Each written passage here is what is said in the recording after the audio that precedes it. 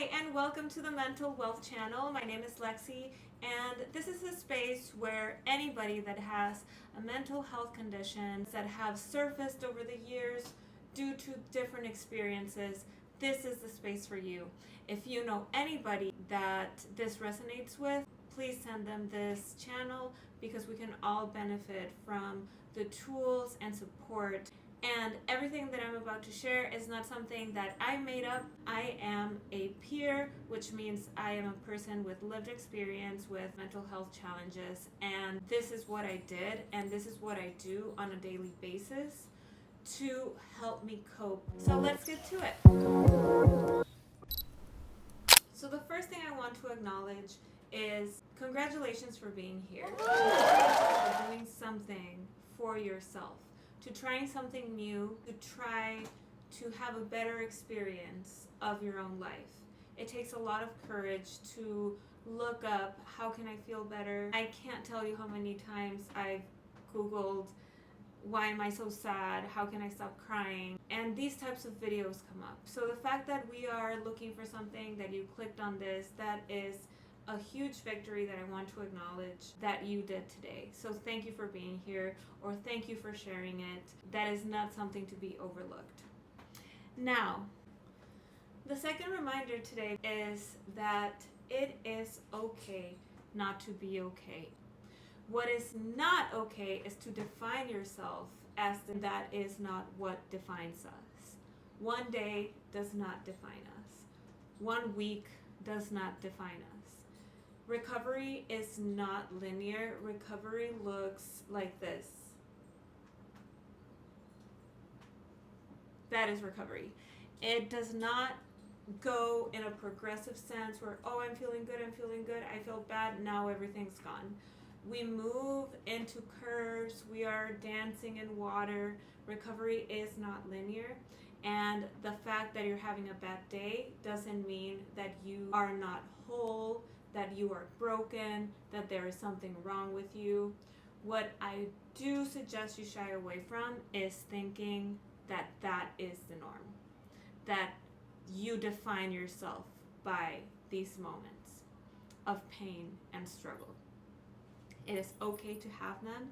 It is okay to acknowledge them. And moving into our episode today, which is journaling as a practice, is something that has helped me very, very much as my beginning part of recovery when I went into treatment for the second time, when I was more ready for treatment. The first time I went to treatment, I was very young.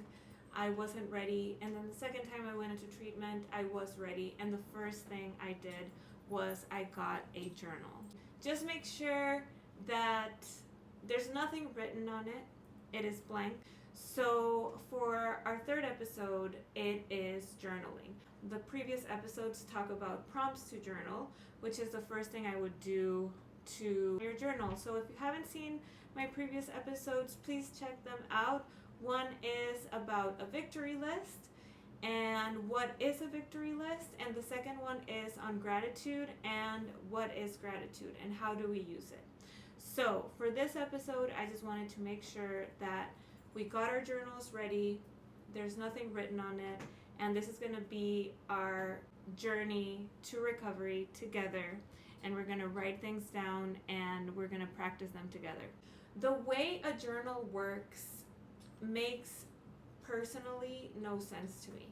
When people told me I journaling is a practice, journaling is a tool, journaling really helps, I always heard this and I always thought it looked nice when I saw people journaling, and I did it at times also. I've had journals throughout the years, but never, I saw it as a hobby, not as a tool, an actual tool of something that can help me in my journey to recovery if I use it consistently.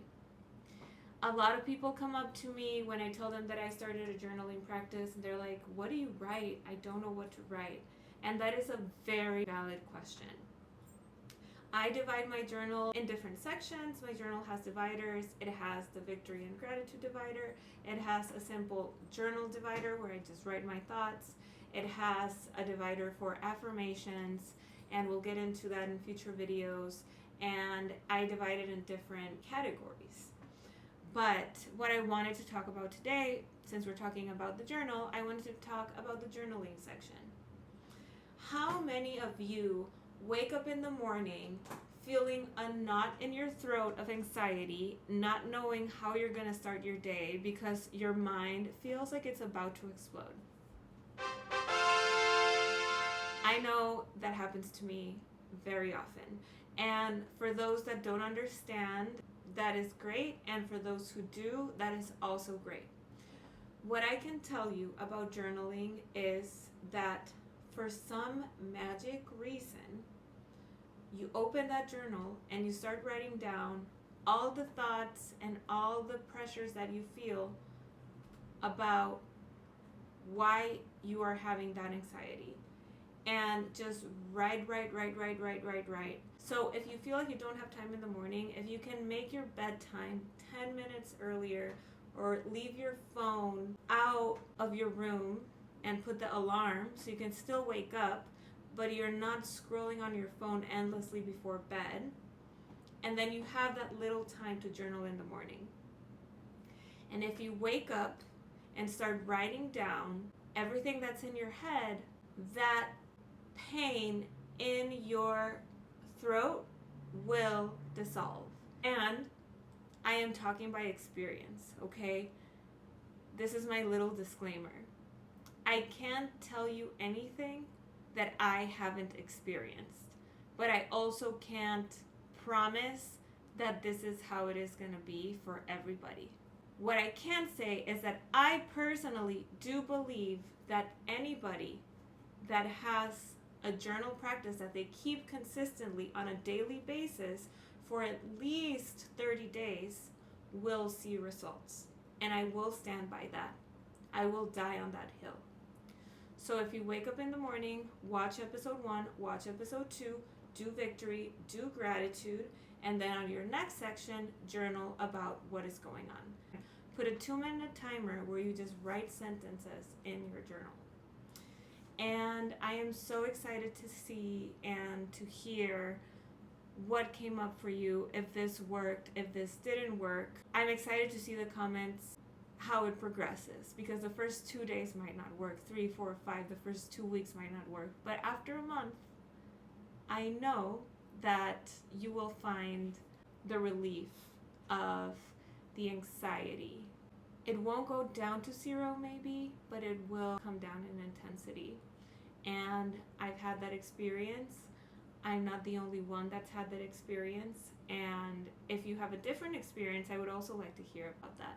So I want to thank you all so much for watching this video. And if you would like more information about journaling and how it works, please follow my podcast, subscribe, and if anybody you know can benefit from this, please send this video their way. I'm very grateful you're all here, and I wish you the most amazing day, and I'll see you for episode 4.